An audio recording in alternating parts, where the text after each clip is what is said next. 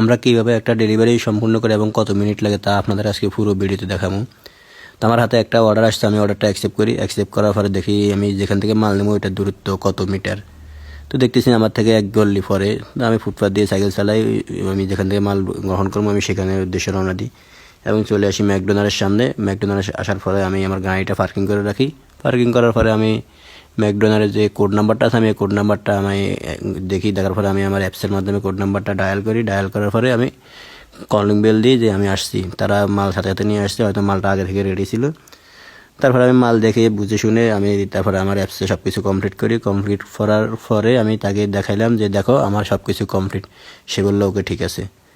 তারপরে আমি যে ক্যারি করি নিমু এগুলা, সেই জন্য আমি আমার গাড়ি থেকে ব্যাগটা নিচে নামাই নেওয়ার পরে আমি সুন্দরভাবে ব্যাগের ভিতরে যে প্রোডাক্টটা ছিল সেটা ঢুকাই নিই। এগুলো সাবধানের সাথে ঢুকানো লাগে, কারণ এগুলো হচ্ছে আপনার খাদ্য আর কি।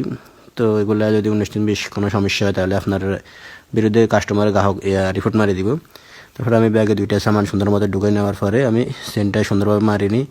সেন্টটা যদি ঠিক মতো না মারে তাহলে বাতাস ঢুকে যাবে। বাতাস ঢুকলে খাবারগুলো ঠান্ডা হয়ে যাবে। ঠান্ডা হলে আপনার বিরুদ্ধে কাস্টমারে রিপোর্ট মারি দিব। একটা রিপোর্ট মারলে আপনার আইডিতে সমস্যা হবে। আইডিতে সমস্যা হলে আপনি পরবর্তীতে অর্ডার পাইতে আপনার অনেক সমস্যা হতে পারে বা লেট হতে পারে। তারপরে আমি সব কিছু ঠিকঠাক করে আমি দেখি আমার থেকে কাস্টমার কতটুকু দূরে আছে। তো এখানে 600 মিটার দেখাচ্ছে। আমি যদি সাইকেল চালাই যাই স্পিডে তাহলে 2 মিনিট লাগবে। তারপরে আমি সব কিছু ঠিকঠাক করে আমার সাইকেলে চাবি দিই, সাইকেলটা ওকে করে নিই। ওকে করে নেওয়ার পরে আমি কাস্টমারের উদ্দেশ্যে রওনা দিই এবং আমি 2 মিনিটের মাথা তার কাছে চলে যাই। তার কাছে চলে যাওয়ার পরে আমি আমার অর্ডারটা সম্পূর্ণ করে নিই। সম্পূর্ণ করে আমি অন্য অর্ডারের জন্য রওনা দিই। তো এখানে আমি আপনাদের কাস্টমারের ফেসটা দেখাই নাই, কারণ কাস্টমারটা ছিল মহিলা, এই জন্য আমি কাস্টমারের ফেস দেখাই নাই।